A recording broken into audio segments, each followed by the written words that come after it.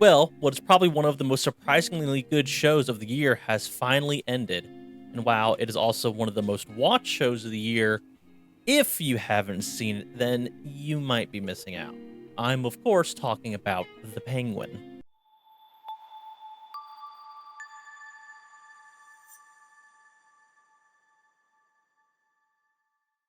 So, if you are one of the people that has not given The Penguin a watch, there's a good chance you might be saying, well, I didn't watch The Batman and don't really intend to, so I surely won't enjoy this spin off show about one of the villains. Well, while I think it would be beneficial for you to at least know the plot points and end of The Batman, it is not necessary.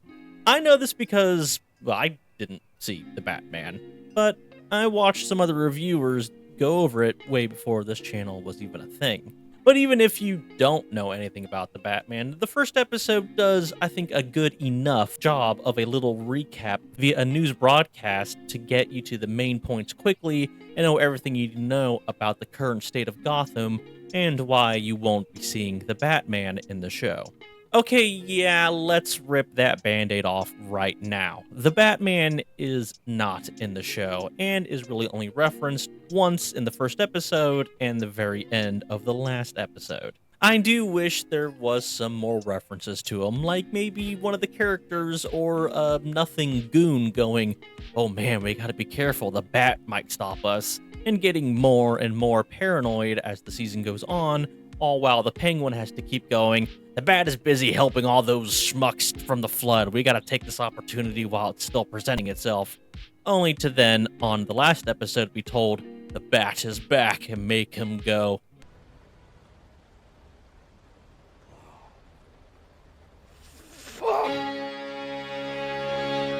It would have made Gotham feel just that more real and like the more fantasy comic book city than a modern day Boston kind of vibe that it had sometimes. And it would tie better into the movie where they had said stuff like just the symbol of Batman was enough to make criminals second guess their actions. But they did do the bare minimum, and the performances and other aspects of the show, like the writing, helped elevate it and make it really not that big of a deal for me. Before I get into the performances and other aspects of the show, let's go ahead and try to give a vague premise of the show. The Penguin is about, well, the Penguin and his rise to power as one of the most powerful mobsters slash kingpins in Gotham. It's him taking advantage of the chaos and power vacuum generated by the Riddler blowing up the seawall that floods a good part of Gotham and makes the Batman a little occupied with the rescue and recovery effort. There are lots of shady deals, political moves, backstabs, and kills. The Penguin is a fast-talking, quick-witted, and smart, ruthless, selfish man that wants everything for himself while thinking he's doing it for the good of the little guy. He's always planning and scheming and having to bullshit in an instant to save himself and get what he wants. He is constantly trying to outmaneuver and outplay the criminal gangs of the Maronis and Falcones, even at times when it feels like it's just him and his sidekick Victor against the whole city. And honestly, I don't think there was a bad performance in the show. Everybody did very well, especially Colin Farrell as the Penguin. He just absolutely transformed into him. The prosthetics helped a lot, and all of the kudos go to the makeup department. But also Colin's voice and his mannerisms and everything he did was like no other performance I have ever seen from him. You really could not tell it was Colin Farrell a lot of the time. Kristen Melody also did a really good job. I'm just used to seeing her in like sitcoms and rom-coms, so seeing her play an unhinged mob family boss with one hell of a backstory kind of threw me for a loop. She really played Sophia Falcone with all her cleverness and mental problems very well, and I hope this helps her break out into a lot more different roles and projects and boosts her to that higher level of celebrity. But the characters like Oz and Sophia were not just good because they were well acted, they were well written too. The entire show was pretty well written, actually. Characters made logical decisions based on the scenario that was going down and with the amount of knowledge that they knew from the events of the show and not from reading the script. You know, as characters should, but seems to be a lost art in writing these days.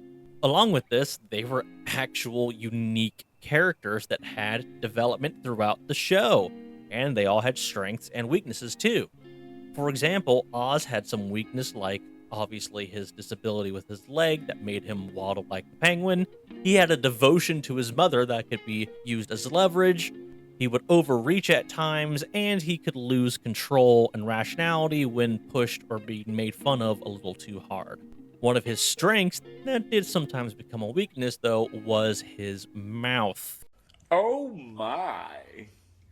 Oz always said the right thing and always had a compelling argument and tempting deal he could always claim to make. He was clever and ruthless, and you could never really tell when he was telling the truth. He even had some good humor and just absolutely steals every scene he's in. You can't help but love to see what he is doing, even though the show does make it clear he is not a man to be admired. He is a bad guy, and he does need to be stopped by the Batman. Then there's Sophia. She was also clever and very resilient. She got in over her head sometimes when emotions and desires for revenge would take over. She kept an air of confidence in herself and her abilities, even though behind closed doors, she was very disturbed after her stay in Arkham. She had a good way of seeming like just a frail, innocent, crazy girl, or hold herself as the confident, powerful head of the crime family to whoever she really needed to. I like how even when she got her hands dirty, she wasn't just flipping around or punching goons twice her size. No, she used a gun, or her cunning, or her men, or other means like gas. She was a good, well-written, strong female character that had reason as to why she was the way that she was. So even when she got her own backstory episode, it didn't feel like a, oh, here we go with the woke girl boss nonsense. It was nice because you actually got to see more of what happened to her and why she's doing what she's doing. The last of the real big characters is Victor. There are plenty of other characters that have major parts to play, but Victor is the last of the major focused ones. He's a young kid that at first kind of got pushed into the gangster lifestyle by Oz, but in the end he gets a taste and knack for it.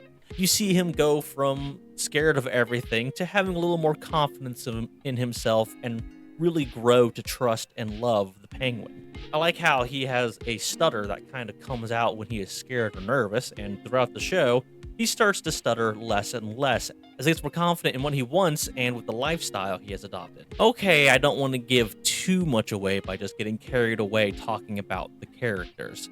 But I would say there's not much fluff and everything is there for a reason, and most of the characters have a good depth to them.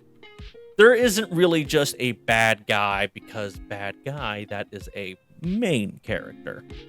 Again, if you heard some rumors about the Sophia Heavy episode and how it could be woke or whatever you want to call it, don't worry, those aren't really true.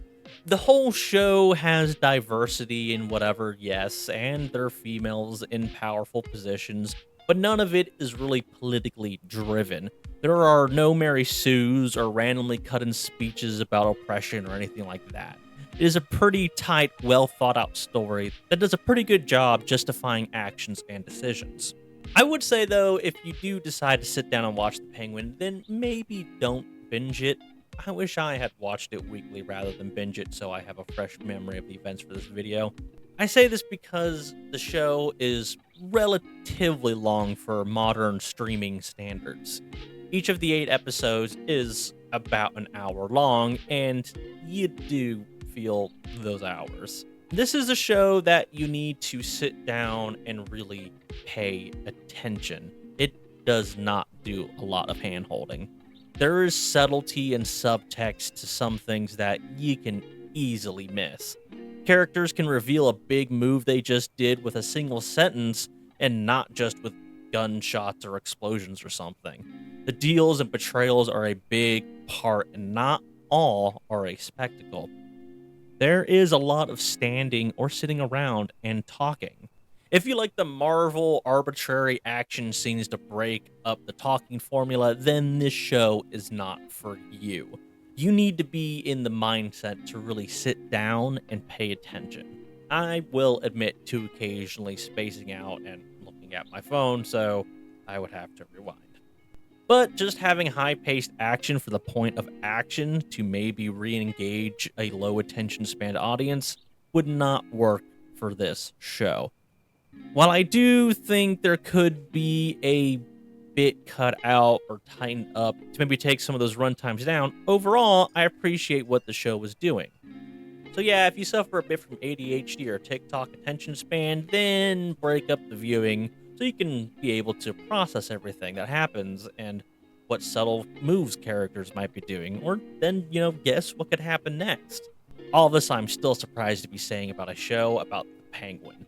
I really did not have the Penguin being good on my 2024 bingo card, but here we are.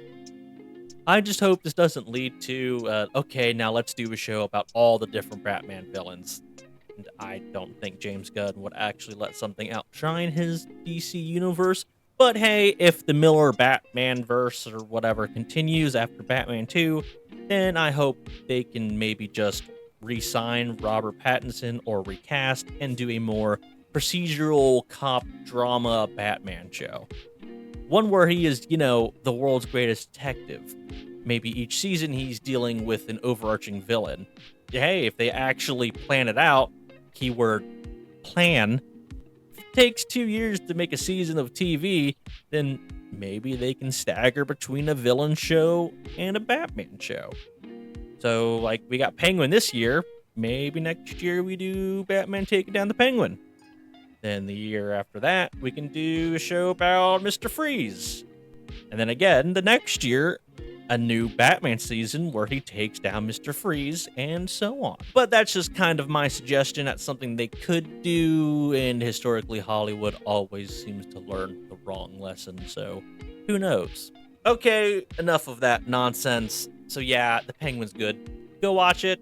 It's actually well written, well acted, well received, and well worth your time. If anything, watch for Colin Farrell's performance, because ooh, man, does he knock it out of the park. Okay, like and subscribe or whatever I have to say to get into the YouTube algorithm, and bye. I would have loved to see Colin Farrell make penguin noises. Oh, what am I saying? Only Danny DeVito could do something like that.